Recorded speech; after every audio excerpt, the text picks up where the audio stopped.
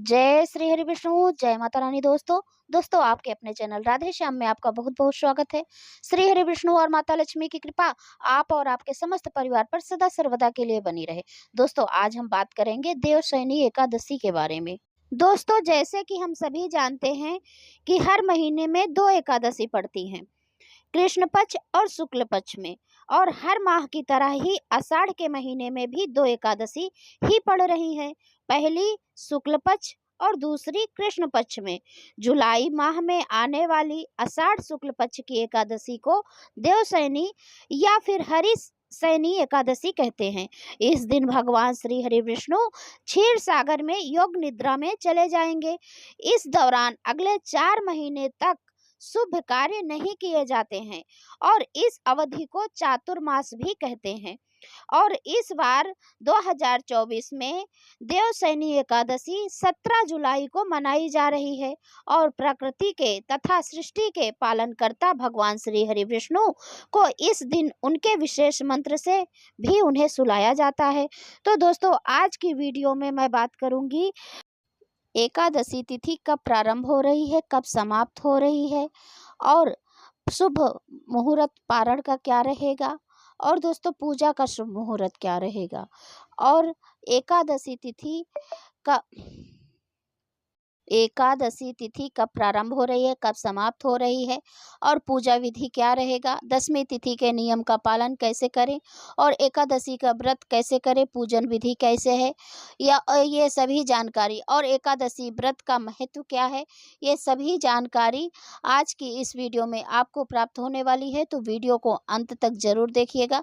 यदि वीडियो अच्छा लगे तो लाइक भी जरूर कीजिएगा, क्योंकि आपके एक लाइक और एक कमेंट से मुझे बहुत ही हिम्मत और प्रेरणा भी मिलती है। और दोस्तों यही एकमात्र जरिया भी है जिससे मुझे पता चलता है कि आपको ये वीडियो अच्छी लगती है और आपके लिए ये वीडियो उपयोगी है।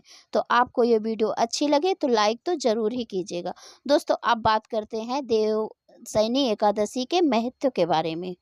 देवशयनी एकादशी के दिन श्री हरि नारायण विष्णु भगवान शयन करते हैं और सभी तरह के मांगलिक कार्य 4 माह के लिए बंद हो जाते हैं। जैसे विवाह, मुंडन इत्यादि सभी मांगलिक कार्य 4 महीने के लिए बंद हो जाते हैं। अतः श्री हरि को समर्पित यह पर्व यानी देवशयनी एकादशी वर्ष 2024 में 17 जुलाई दिन बुधवार को मनाई जाएगी।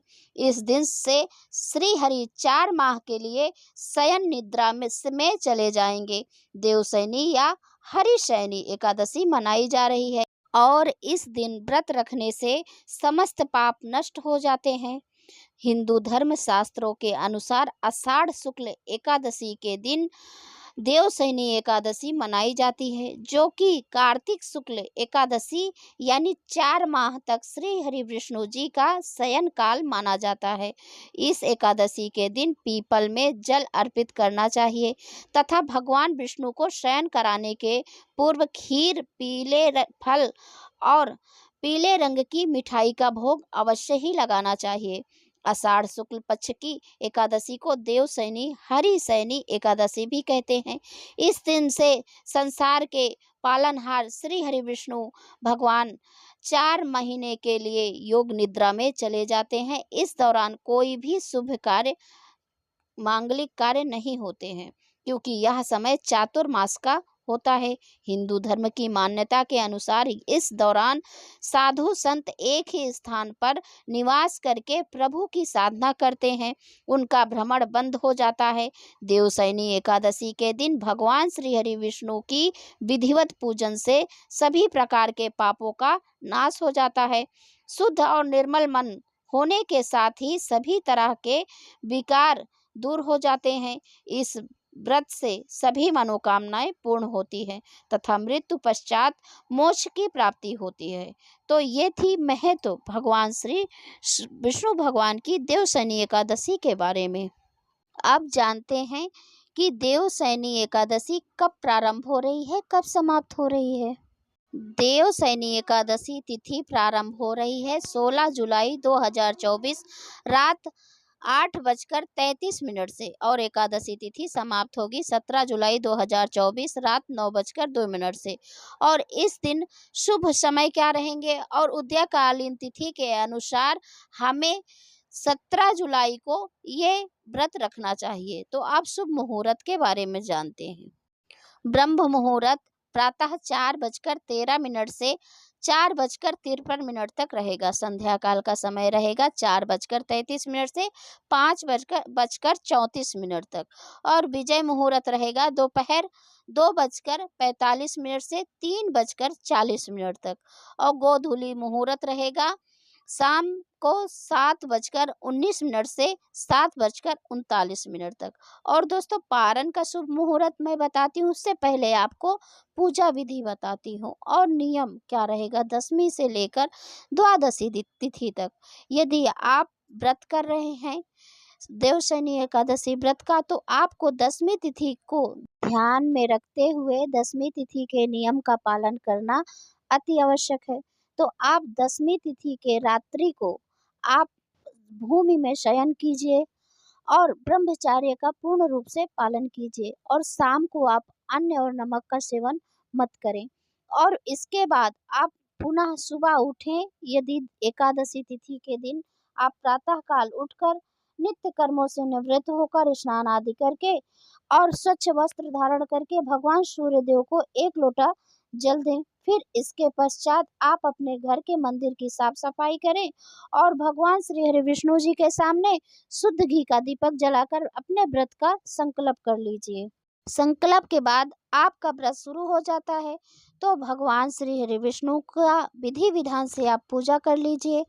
और इसके लिए आप अपने मंदिर में भी पूजा कर सकते हैं या फिर आप एक चौकी लगाकर लाल कपड़ा बिछाकर भगवान श्री हरि विष्णु की मूर्ति या प्रतिमा को उसमें स्थापित करके आप उनकी पूजा कर सकते हैं, दीप जला सकते हैं और फल अर्पित कर सकते हैं। भोग के लिए उन्हें पीला वस्त्र अर्पित करें, पीली वस्तुओं का ही भोग लगाएं और किसी भी चीज़ का भोग लगा सकते हैं। अगर हो सके तो पीली वस्तुओं का, आम वगैरह का, केले का भोग लगाएं या फिर कुछ बनाकर हलवा वगैरह का भी भोग लगा सकते हैं।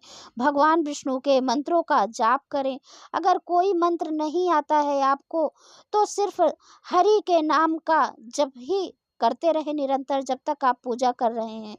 अगर मंत्र जाप कर रहे हैं तुलसी या चंदन की माला से भी कर सकते हैं आप। 1 माला, 2 माला, 3, 5, 7 जैसे भी आपके पास समय हो इस तरह से आप जाप कर सकते हैं। फिर इसके पश्चात आप आरती कीजिए और तत्पश्चात श्री हरि शयन के विशेष मंत्रों का उच्चारण करें।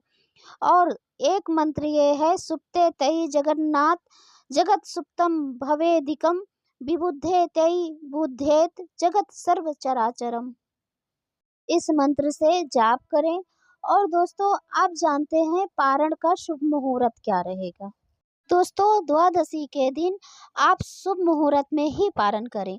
तो द्वादशी के दिन आप सुबह उठकर नित्य कर्मों से निवृत्त होकर स्नान आदि करके और जो यथाशक्ति हो वो ब्राह्मणों को भोजन दक्षिणा निकालने के बाद खुद आप पारण कर सकते हैं।